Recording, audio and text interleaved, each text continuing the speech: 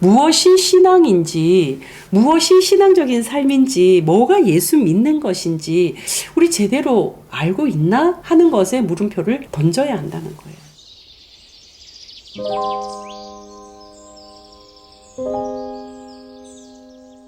안녕하세요. 뜨는 아침 묵상 이성훈 목사입니다. 여러분 어떻게 주말 잘 보내셨나요?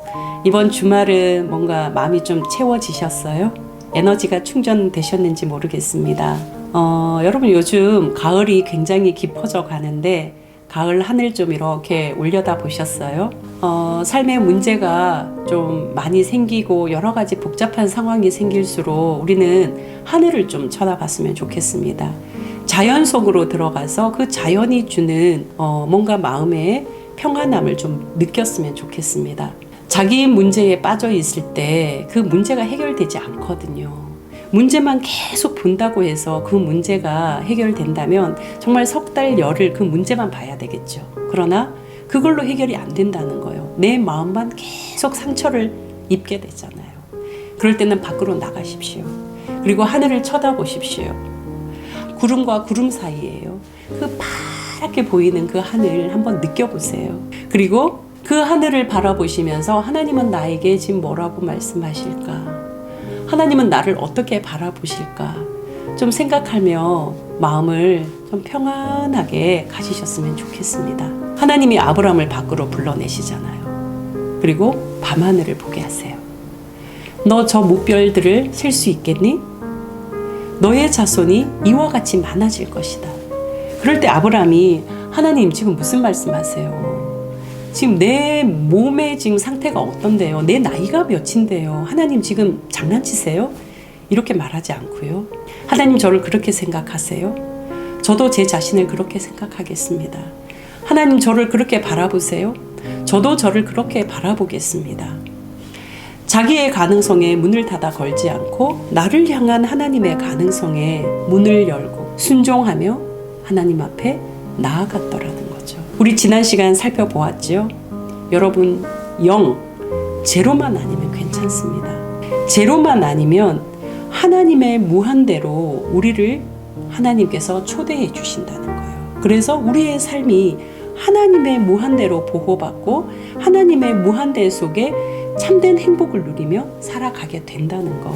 여러분 이 사실을 어떤 어려움 가운데에서도 잊지 않으시기를 진심으로 축복합니다. 오늘은 째다카 세 번째 시간을 묵상해 보려고 하는데요.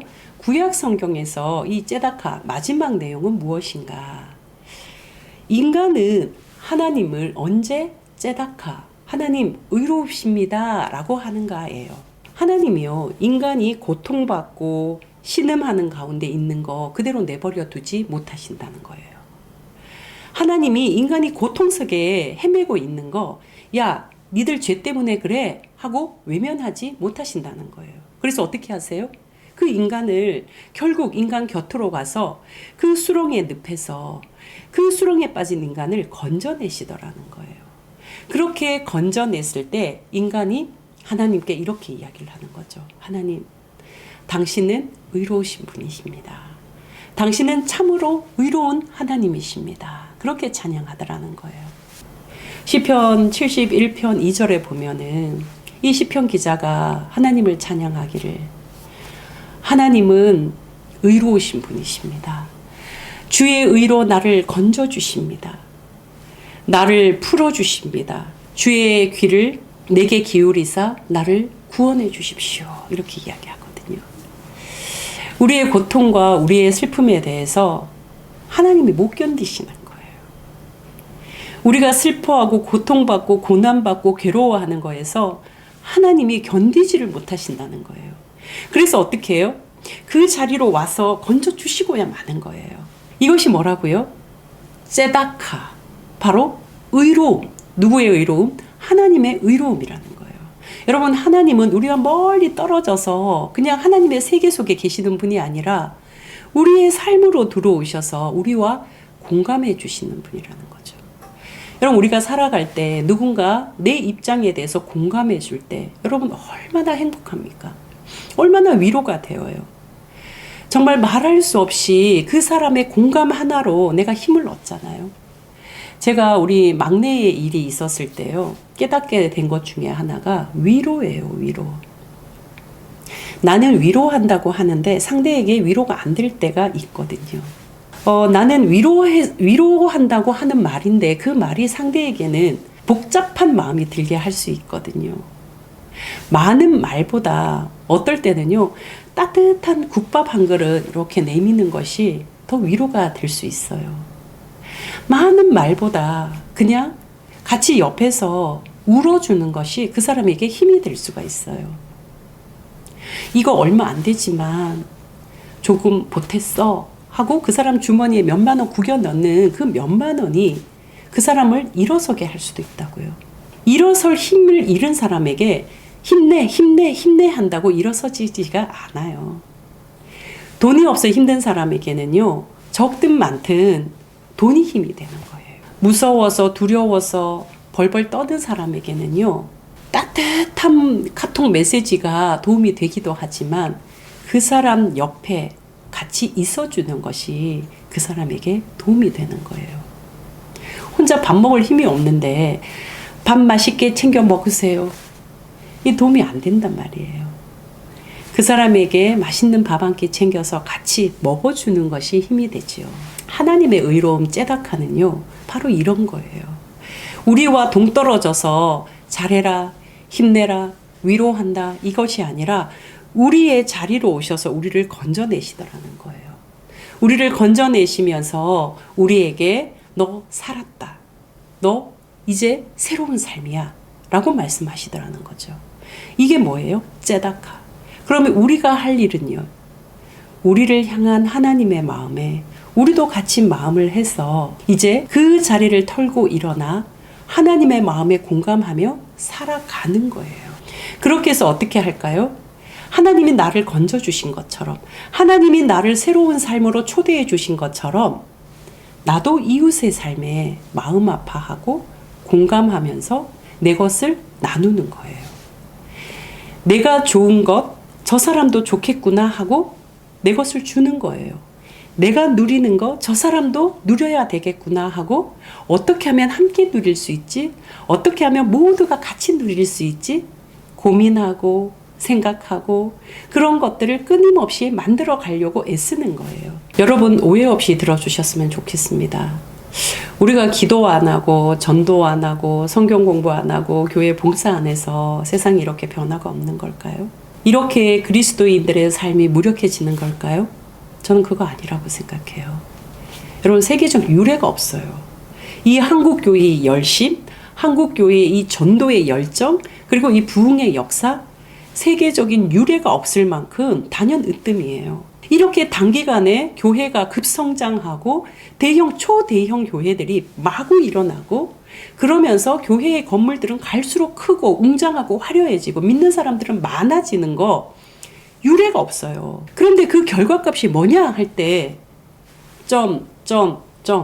말하기가 참 어려워지잖아요. 누구의 잘못, 누구의 책임, 이것을 지금 따지자는 것이 아니라 제가 말씀드리고 싶은 것은 무엇이 신앙인지, 무엇이 신앙적인 삶인지, 뭐가 예수 믿는 것인지 우리 제대로 알고 있나 하는 것에 물음표를 던져야 한다는 거예요.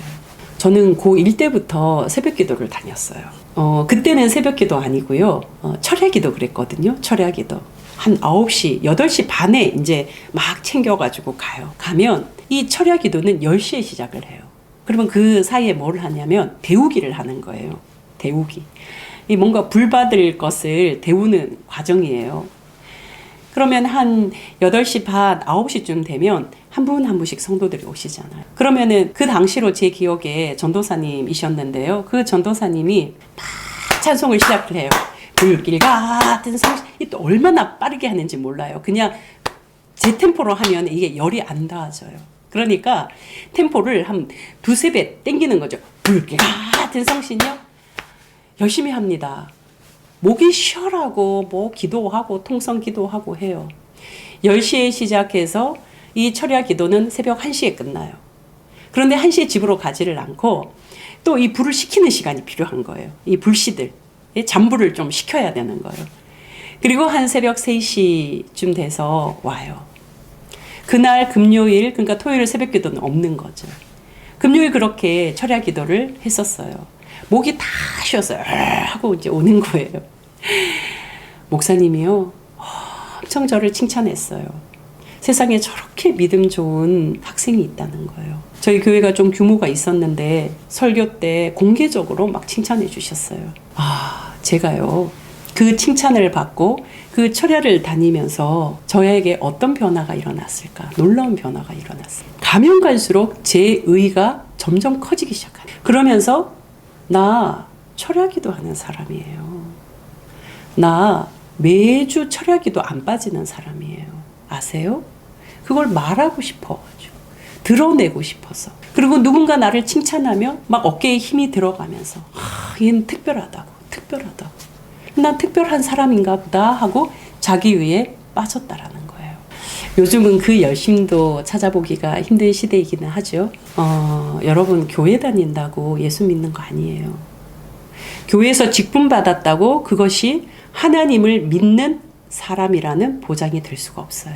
우리 흔히 질문하잖아요. 당신 신앙생활 몇 년 했어요? 당신 예수 믿은 지 얼마나 됐어? 그럴 때 신앙생활이 뭐냐는 거예요. 신앙생활. 교회 다니는 거? 교회에서 헌금하는 거? 나 직분 받았는 거? 이게 신앙생활인가? 당신 예수 믿은 지 얼마나 됐어요? 그 내용은 뭐냐는 거예요. 뭐가 예수 믿는 거지? 예수를 믿는다는 거, 예수님이 가신 길을 따라가는 거죠. 예수님의 삶의 방식을 나도 그대로 따라서 살아가는 거, 그거 예수 믿는 거잖아요. 예수 믿은 지 얼마나 돼서야 라는 질문은 이제 우리에게 바뀌어서 인식되어져야 되는 거예요. 당신 예수 믿은 지 얼마나 됐어요? 이 말은 곧 당신은 째다카의 삶을 얼마나 살고 있어요? 라는 질문으로 바뀌어야 된다는 거예요. 우리는 그렇게 이제 인식하고 그렇게 말할 수 있어야 돼요. 나는 예수 믿은 지 얼마나 됐냐? 나는 구원받은 백성이냐 할 때 째다카의 삶을 동시적으로 떠올려야 된다는 거예요. 여러분은 어떠세요? 저는 돌아보니 그렇습니다. 그동안 듬성 살아왔던 거, 간혹 가끔 그렇게 살아왔던 거에서 리세팅해야 되겠구나. 내 삶을 다시 세워야 되겠구나. 그리고 이 길 따라가야 되겠구나. 왜냐하면 이 길이 구원의 내용이기 때문에 그렇습니다. 여러분 째다카, 의롭다라는 거 여러분 이해되셨나요? 여러분의 삶에 분명하게 인식이 되셨나요? 여러분 이거 선택 아니에요. 해도 되고 말아도 되고가 아니에요. 이게 구원받았다는 내용이에요. 이게 예수 믿는다는 그 증거예요. 너 예수 믿지? 째다카의 삶을 살지? 동일하다는 거예요. 그러니까 이건 선택이 될 수가 없어요. 이거는 미루고 나중에 할 수 있는 게 아니에요. 여러분 이게 믿음의 길이에요.